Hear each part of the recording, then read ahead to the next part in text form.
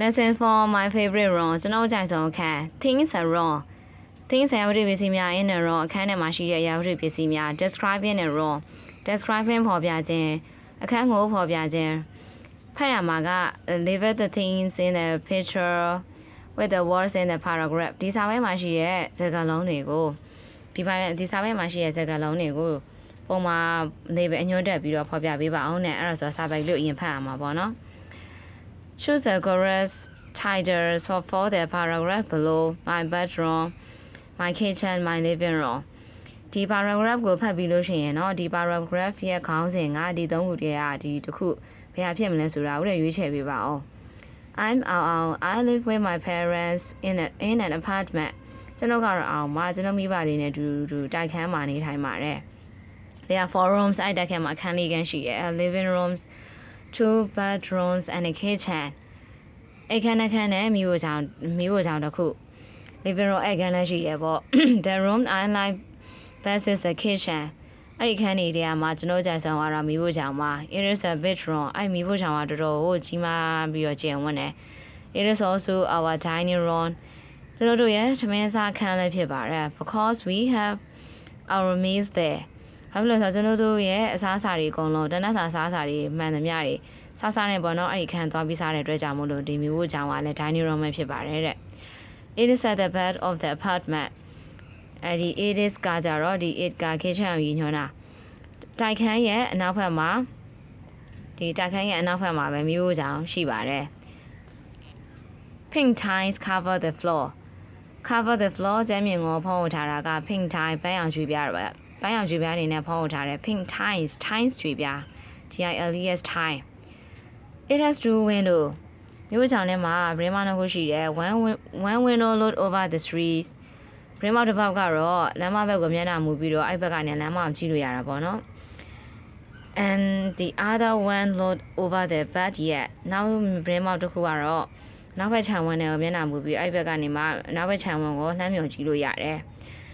The kitchen gets lots of sunlight and fresh air မိဖို့ကြောင့်ကနေကောင်းနေတန်းနဲ့အလင်းရောင်တော်တော်လေးကိုရတယ်။ကောင်းမွန်စွာရရှိတယ်မိဖို့ကြောင့်ကဒီပရင်မရှိရဲ့အတွက်ကြောင့်မို့လို့အလင်းရောင်နဲ့နေကောင်းနေတန်းကိုကောင်းစွာရရှိတယ်။ It is light and airy. Light and airy လေဝင်လေထွက်ကောင်းတဲ့ airy လေဝင်လေထွက်ကောင်းတဲ့ light အလင်းရောင်နဲ့လုံလောက်ရတယ်။ Inside the cabinet above the kitchen counter ဒီ kitchen counter အပေါ်မှာရှိတဲ့ cabinet ဘီရိုငယ်လေးမှာတော့ဘီရိုငယ်လေးအတွင်းထဲမှာ inside အတွင်းထဲမှာဘာတွေရှိလဲဆိုတော့ spoon ဇွန်းတွေ fork ခင်းတွေ knives ဓားတွေ plates ပကံပြားတွေ bowls ပကံလုံးတွေ cups ခွက်ကလေးတွေ and saucers လက်ဖက်ရည်အောက်ခံခွက်ပကံအသေးသေးလေးတွေရှိပါတယ်။ဘာမှရှိလဲဆိုတော့ inside the cabinet above the kitchen counter kitchen counter ပေါ်မှာရှိတဲ့ဘီရိုငယ်လေးတွေမှာ spoon fork knife plates bowl cups and saucers စီနဲ့ပေးထားရင်ပဲလဲစားလို့မဖတ်ဘူးခါလို့မဖတ်ဘူး saucers ပဲ On the right above the sinks are frying pans cooking pots and ladles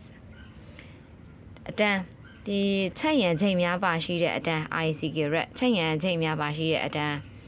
above the sink ဆိုတာဒီမှာဒါလေးဒါ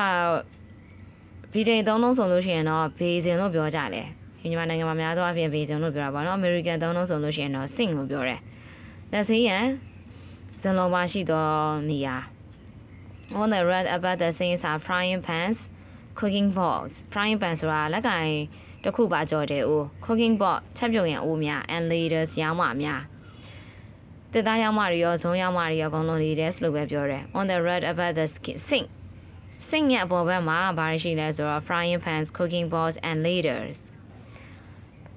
There is a stoves and a sink kitchen counter မှာ stove မီးဖိုနဲ့ဒီမှာမီးဖိုလေးနဲ့ sink လေးပဲရှိပါသေးတယ် The waste bin bin ဆိုတာဖုန်းထဲမှာအမှားတွေများနေလို့ရှိရင် delete ပြစ်ကြတယ်လေအဲ့ bin လေးတဲ့ထည့်ပြီးတော့ဒီမှာလည်းအဲ့တိုင်းပဲ waste bin မလိုအပ်တဲ့အမှားတွေတွေကိုမိုက်ဘုံနဲ့ပြစ်တာဒါ waste bin The waste bin is beside the sink dustbin လို့ပြောရရတာပေါ့နော်ဒါပေမဲ့သူက waste bin လို့ပဲသုံးတယ် waste bin is beside the sink ဒီ waste bin က sink ရဲ့ဘေးနားမှာရှိပါတယ် there are 4 chairs choose to 4 chairs ဆိုကလပ်ထိုင်လေးခု choose to ဆိုတာကြတော့ခွေးချင်တစ်ခုခွေးချင်လို့သာပြောတာပါသူကထိုင်ငေါ်ပုလေးလို့ပြောလဲမှန်တယ်and a wooden table တက်သားနဲ့လောက်ထားတဲ့စပွဲကုံလည်းရှိတယ် in the kitchen မြို့ချောင်းထဲမှာဆိုရင်ကလပ်ထိုင်လေးလုံးခုံပူလေးနှစ်ခုံနဲ့ဆိုတက်သားနဲ့လောက်ထားတဲ့စပွဲကုံလေးတစ်ခုရှိပါတယ် the kitchen is always clean မြို့ချောင်းကတော့အမြဲတမ်းကိုတန့်ရှင်းနေတယ် I help my mother clean the kitchen and do the washing up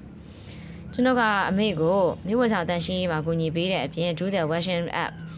ဒီမြို့ချောင်းတွေကပစ္စည်းတွေကိုဆေးကြောတဲ့နေရာမှာလည်းကူညီပေးပါတယ်။washing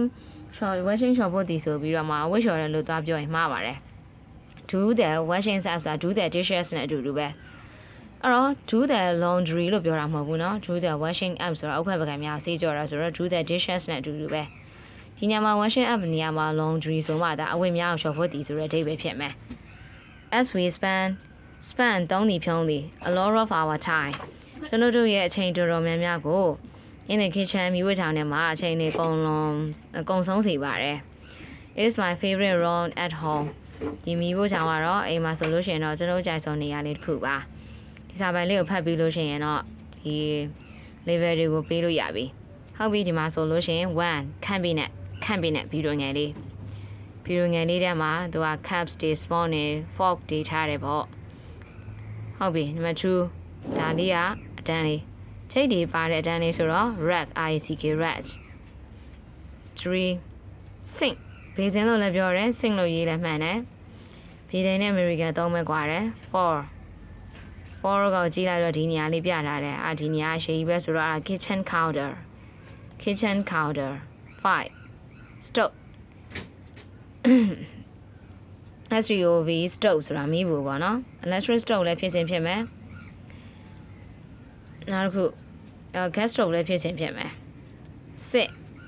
စစ်ကဒီနေရာပန်းအောင်ရွေညွန်ပြထားတာမလည်းပန်းအောင်ဆိုတော့ဘာဖြစ်မလဲစဉ်းစားလိုက်တော့ဟုတ်တယ်ကျွေးပြအဲ့ဆိုတော့ pink tiles TILES time ကျွေးပြ TILES time ကျွေးပြ7 pink ဘာပင်လဲ waste bin dustbin မှာပေးထားတာတော့ waste bin နဲ့သုံးထားတဲ့အတွက်ကြောင့်မလို့ waste bin reading ဒီတစ်ပိုင်းလုံးကဘာကြောင့်ပြောတာလဲဆိုတော့ kitchen မျိုးကိုကြာပြောတာဆိုတော့ခေါင်းစဉ်က my kitchen ပေါ့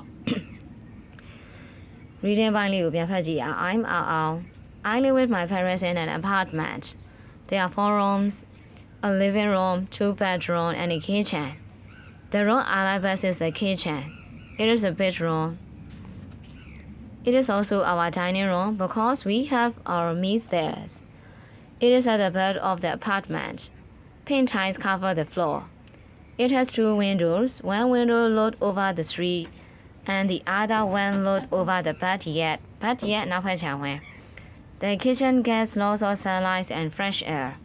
It is like an airy. Inside the cabinet, above the kitchen counter are spoon, fork, knife, plates, bowls, cups, and saucers. On the rack above the sinks are frying pans, cooking pots, and ladles. There is a stove and a sink. The waste bin is beside the sink. There are 4 chairs, 2 stools, and a wooden table in the kitchen. The kitchen is always clean. I help my mother clean the kitchen and do the washing up. As we spend a lot of our time in the kitchen, it is my favorite room at home.